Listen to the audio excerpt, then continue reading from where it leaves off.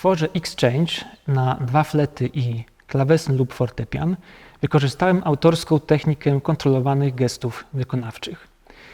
Źródeł tej techniki należy szukać w naturalnych dla wykonawców gestach gry, gestach związanych z ciałem, które są naturalne dla nich podczas wykonywania muzyki.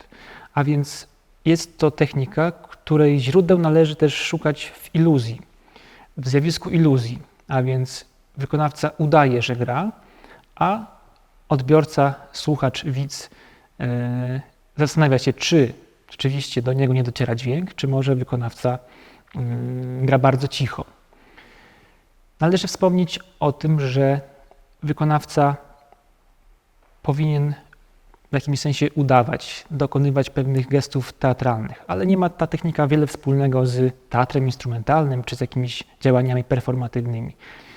Następnie słuchacz, widz musi sam zadać sobie pytanie, czy to, co widzi, to jest rzeczywiście muzyka od instrumentu po lewej stronie sali koncertowej, czy po prawej stronie sali. Musi sam dotrzeć do tego źródła dźwięku.